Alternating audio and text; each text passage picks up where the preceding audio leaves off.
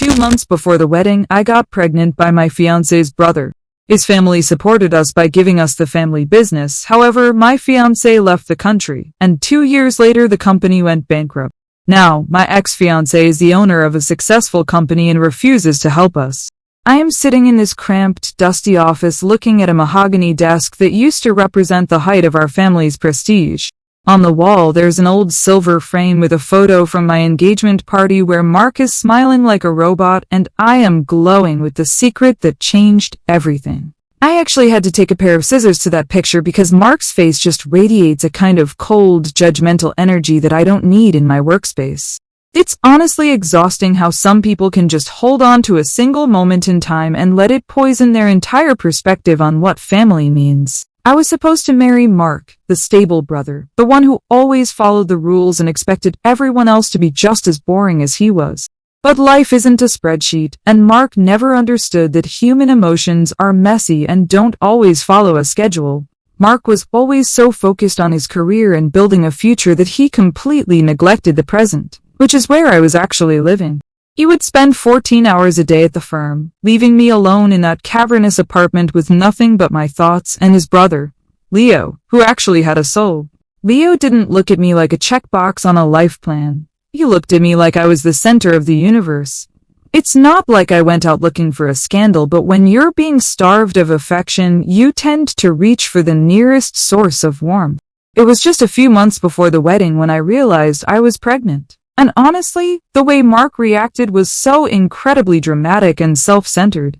He didn't even try to understand the emotional journey I had been through, or the fact that Leo and I had formed a bond that he was too busy to nurture.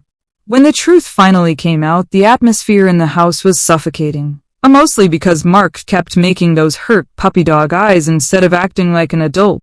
His parents, thank God, were much more rational and realized that a grandchild is a blessing regardless of the logistics of how it arrived. They saw that Leo and I were the ones staying, the ones building a real family unit, while Mark was already looking for exits. They made the executive decision to hand the family textile business over to Leo and me so we could provide for the baby. It was a fair trade, honestly, considering Mark was clearly too traumatized to stay in the city anyway. He just packed his bags and left for another country, acting like he was the victim of some grand conspiracy instead of just a natural shift in family dynamics. For those first few months, I really thought we had won, or at least that we had found the silver lining in a complicated situation. I was managing the accounts, Leo was handling the operations, and we were the new power couple of the local industry. Mark was gone, and while I felt a little bad that he couldn't handle the reality of the situation, I figured he'd find some boring girl in Europe to settle down with. I expected him to send a card or at least check in on his parents, but the silence was just so petty and characteristic of his rigid personality. He didn't even leave a forwarding address, which felt like a direct slap in the face to his own mother. It's funny how people who claim to be the good ones are often the most vindictive when things don't go exactly their way. The transition wasn't as smooth as I hoped, mostly because the previous management, Mark's old cronies, left the books in a total mess. I spent hours trying to make sense of the overhead costs while Leo tried to keep the staff from gossiping about our scandalous beginning. It's pathetic how people in this town have nothing better to do than whisper about a woman following her heart. I felt like I was constantly under fire defending my right to exist in an office. I was literally gifted by the owners. Every time a supplier was late or a client canceled an order, I could feel the ghost of Mark's disapproval hanging over the room. He probably sabotaged the client relationships before he skipped town just to make sure we'd have a hard time. I remember one specific afternoon when the head of production came in demanding a raise, and his tone was so incredibly disrespectful that I almost fired him on the spot. He had the audacity to mention that things were different when Mark was here, as if Mark was some kind of industrial god. I told him that if he liked Mark's way of doing things so much, he was free to go find him in whatever hole he was hiding in. The lack of loyalty in this business is truly staggering, especially when you consider how much I've sacrificed to keep the family name on the door. I didn't choose to be in this position. I was thrust into it by circumstances, and yet, I'm the one being treated like a villain. Mark's departure was a cowardly move that left us holding the bag. Yet everyone acts like he's the one who is wrong. As the belly grew and the business demands intensified, Leo started spending more time at the warehouse, which I now realize was just his way of avoiding the stress I was carrying. I was the one dealing with the lawyers and the tax officials, while he was supposedly networking at the local pub. It's not that I blame him. Leo has always been a free spirit, but the pressure was starting to make me feel like I was the only adult in the room. I reached out to Mark's parents for more capital, and they were supportive at first, but even they started getting that Mark tone in their voices. They kept asking for progress reports and growth charts instead of just trusting that I was doing my best for their grandchild. It's so typical of that family to put numbers over blood when it really counts. Eventually, the pressure became so great that I had to start selling off some of the older equipment just to meet payroll, which was a perfectly logical business move. But of course, the local gossip mill turned it into a sign of the end, and our credit lines started drying up overnight. I felt like the universe was intentionally placing obstacles in my path just to see if I'd break. And I wasn't going to give Mark the satisfaction. I know he's probably out there somewhere, checking the industry news and smirking at my struggles from his high horse. It's that kind of silent, smug arrogance that drove me toward Leo in the first place. And it's what's making this crisis so much harder to bear. I'm doing this for his brother and his nephew, and he can't even be bothered to send a supportive email. The breaking point of that first year came when our biggest distributor decided to restructure and dropped our contract without any warning whatsoever. I spent 3 days on the phone trying to reach their CEO, a man who used to come to our house for dinner, and he wouldn't even take my call. It was a blatant act of betrayal, and I'm convinced Mark had something to do with it through his old connections. The way everyone turned their backs on us the moment things got a little difficult is a testament to how shallow these professional relationships really are. I sat in this office and cried. Not for myself, but for the unfairness of a world that punishes people for being honest about their feelings. I was left with a failing company, a checked-out partner, and a baby on the way, while the victim was probably sipping champagne in Paris. By the time the final notices started arriving, Mark had been gone for 2 years, and the business was essentially a hollow shell of its former self. We had to move the remaining operations into this single room because we couldn't afford the heating for the whole building anymore. Leo and I were barely speaking, mostly because he couldn't handle my negativity whenever I pointed out that we needed more money. It's funny how people who claim to love you are the first ones to disappear when the reality of life gets too heavy to carry. I looked at that cutout photo of Mark and felt a surge of genuine fury that he had the luxury of leaving while I had the responsibility of staying. He owes us for the stress he caused by being so difficult to love. Yet, he's the one living the life of Riley. Main story comments. Anonymous user 1 says, "Wait, so you cheated on your fiancé with his brother, got the family business as a gift, crashed it, and now you're mad because the guy you betrayed isn't calling to check in? The level of delusion here is Olympic tier." Ops reply. It wasn't cheating in the traditional sense. It was an emotional awakening that Mark was too cold to provide. And I didn't crash the business. I inherited a sinking ship that Mark probably sabotaged before he ran away like a coward. Anonymous user 2 says, "Al literally stole this man's future and his family's legacy, and you're complaining that he left without a proper goodbye? I would have changed my name and moved to a different planet if I were him." Oopsie's reply, he didn't lose anything. He gained freedom from a relationship he clearly wasn't invested in. I'm the one who stayed to do the hard work of raising his nephew and keeping the company alive, but I guess loyalty is a foreign concept to people like you. Update 1. 6 months have passed since the creditors finally started knocking on the door with actual legal papers instead of just polite reminders. I've spent every waking hour trying to juggle the remaining inventory, but it's hard to stay motivated when Leo is more interested in his creative projects than actually selling fabric. He decided that the best way to save a failing textile company was to start a line of organic loungewear that cost more to produce than we could ever sell it for. I told him it was a terrible idea, but then he started complaining about how I never support his dreams, so I had to let him waste the last of our liquid cash just to keep the peace at home.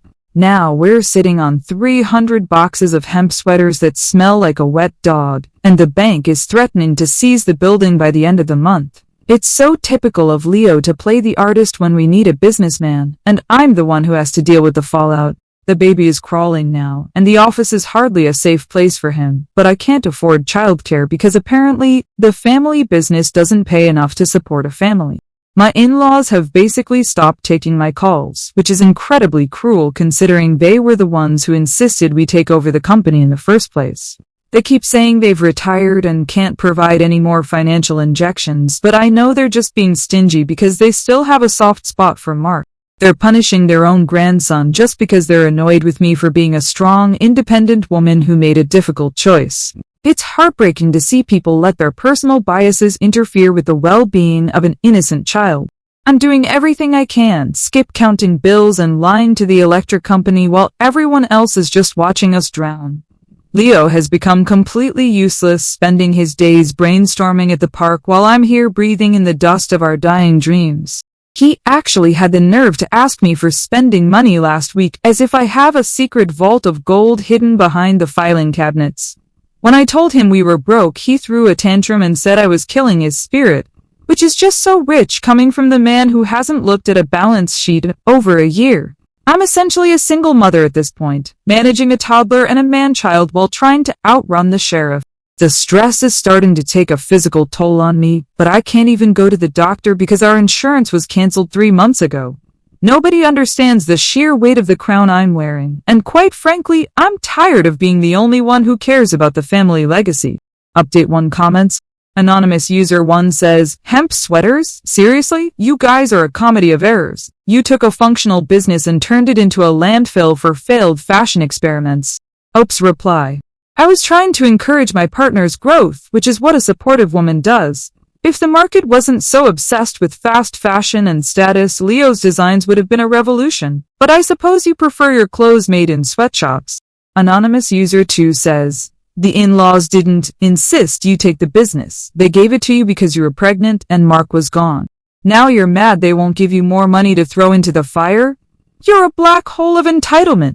Ops reply. They gave it to us because they knew we were the only ones capable of carrying the torch.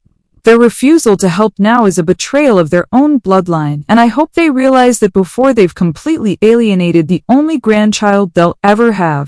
Update 2. 3 months after the hemp sweater disaster, I was scrolling through a business journal I found in the trash at the cafe when I saw a headline that nearly made me choke on my lukewarm coffee. There was a photo of Mark looking disgustingly polished and successful standing in front of a sleek glass skyscraper in London. Apparently, he didn't just leave. He went and founded some high-tech logistics firm that is now worth tens of millions of dollars. The article called him a visionary leader who turned personal tragedy into professional triumph, which is the most nauseating thing I've ever read. He didn't have a tragedy. He had a minor setback that he used as an excuse to abandon his family and strike it rich while we were left here to rot. It's so typical of him to play the martyr while secretly building a fortune behind our backs. I showed the article to Leo, hoping it would spark some kind of fire in him to work harder, but he just got depressed and started talking about how the system is rigged for people like Mark. It's infuriating that Mark is over there living in a penthouse while his own brother is living in a drafty apartment and eating generic brand cereal. I started doing some digging and found out that Mark's company is expanding and opening a branch right here in our city. The audacity of this man to come back here and flaunt his wealth in front of the people he abandoned is truly sociopathic. He's clearly doing this just to spite us, to show off how much better he's doing without the burden of a family. It's a calculated move to humiliate me, and I won't stand for it. I spent the next week trying to find his contact information, but he's surrounded himself with a wall of assistants and public relations people who treat me like I'm a telemarketer. One girl actually told me that Mr. Harrison is not taking personal calls at this time, as if I'm just some random person and not the woman he was supposed to spend his life with. The lack of basic human decency in his organization is a direct reflection of his own cold, calculating heart. He's probably told everyone that I'm some kind of monster just so he can keep playing the role of the successful, wounded hero. I'm going to make sure he remembers exactly where he came from and who he owes for his triumph. Without my betrayal, he'd still be a mid-level manager at a boring textile firm. He should be thanking me for the motivation. Update 2 comments. Anonymous user 1 says, he owes you for his success? That is a level of narcissism I didn't think was possible. He succeeded because he's smart and worked hard while you failed because Ope's reply. Pain is the greatest motivator, and I provided him with a clean slate to reinvent himself. He would have stayed mediocre forever if I hadn't forced him out of his comfort zone. So yes, a percentage of those millions belongs to the woman who sparked his growth. Anonymous user 2 says, I love how you call his success a calculated move to humiliate you. Not everything is about you, Ope. He moved on and flourished, which is what people do when they cut toxic weight. Ope's reply. Opening an office in the same city where I'm struggling is a direct provocation. He knows I'm watching, and he's doing this to rub his bank account in my face. It's petty, it's small-minded, and it shows he's still obsessed with what he lost. Update 3. A month of being ignored by his assistants was enough, so I finally decided to take matters into my own hands and went down to his new corporate headquarters with the baby in tow. I figured, if even a heartless robot like Mark couldn't turn away his own nephew.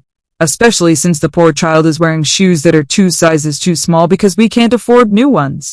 I bypassed the security guard by pretending I was there for a delivery and managed to get all the way to the executive floor before they caught me. When the doors opened, I saw Mark standing in a conference room, looking like he'd never had a bad day in his life. I walked right in and told him that he needed to stop being a coward and face the family he'd left behind to suffer while he played billionaire.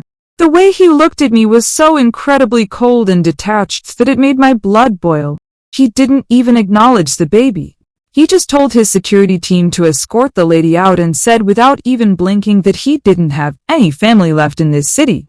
I started screaming that he was a monster and that Leo was his own flesh and blood, but he just turned back to his meeting like I was a fly. He'd already swatted. I was dragged out of that building like a common criminal, while all his fancy employees watched and whispered behind their hands. It was the most humiliating experience of my life, and the fact that he could be so cruel to a woman who is clearly in a desperate situation just proves everything I've ever said about him. He has no soul, just a bottomless pit of resentment where his heart should be. I went home and cried for hours, not because I was embarrassed, but because I was mourning the person I thought Mark was. To think I almost married a man who could watch his brother's family starve and not offer a single cent of his vast fortune is terrifying. I sent him a long email later that night, explaining that we were facing eviction and that he had a moral obligation to help us, if only for the sake of his parents' legacy. He didn't even reply. We had his lawyer send me a cease and desist letter warning me that if I ever stepped foot on his property again, he would have me arrested. The sheer lack of empathy is staggering, and it makes me sick to think that the world rewards people like him while people like me who follow their hearts are left with nothing. He's essentially holding our survival hostage just to win some imaginary argument from 2 years ago. Update 3 comments. Anonymous user 1 says, you brought a baby into a corporate office to ambush a man you cheated on, and you're shocked he called security? You're lucky he didn't call child services for bringing a kid into that mess. Up's reply. I brought the baby so Mark could see the reality of the life he's ignoring. It's called a reality check, something Mark clearly needs in his ivory tower. His reaction just proves he's a sociopath who values his ego more than a child's welfare.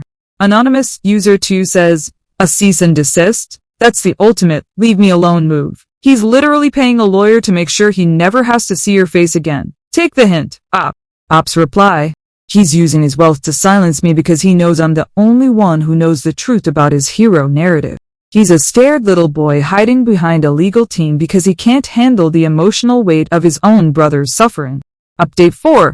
It has been 2 weeks since the sheriff finally arrived to change the locks on the warehouse and our apartment, and we are currently staying in a cheap motel that smells like industrial cleaner and broken promises. Leo has officially checked out of reality. He spends most of his time staring at the ceiling and muttering about how he should have been a musician instead of a textile heir. I'm the one who has to pack our lives into cardboard boxes and figure out how to feed a toddler with $30 and a handful of coupons. The family business is gone, sold at auction for pennies on the dollar, and Mark probably bought the building through some shell company just to ensure we have nowhere to go. Every time I see a car that looks like his, I feel a pang of genuine fear, followed by a wave of righteous indignation that this is what my life has become. My in-laws finally sent a check, but it was only for enough to cover a month's rent at the trailer park, and they had the nerve to include a letter saying they hope we find our way. They've clearly been brainwashed by Mark's success, seeing his money as proof of his virtue and our struggle as proof of our failure. It's so easy to be virtuous when you have millions of dollars and no responsibilities. It's much harder when you're actually on the ground living a real life. I've realized that I'm the only one in this entire saga who has remained true to myself, who didn't sell my soul for a glass office or a quiet life. I chose love. I chose Leo. And I chose to bring a new life into this world, and if the universe wants to punish me for that, then the universe is just as broken as Mark is. I sit here in this motel room, watching my son sleep, and I know that one day he'll understand that his mother was a fighter. I'll tell him the story of how his uncle was a cold-hearted tyrant who stole the world's wealth and left us in the cold, and how we survived despite his cruelty. We might be down, but we aren't out, because unlike Mark, I have the ability to feel, to hope, and to love. He can have his skyscrapers and his empty boardrooms, but he'll never have the warmth of a family that actually cares about him. I'm already planning our next move, maybe a small boutique or a consulting firm, because you can't keep a woman like me down for long. Mark hasn't won.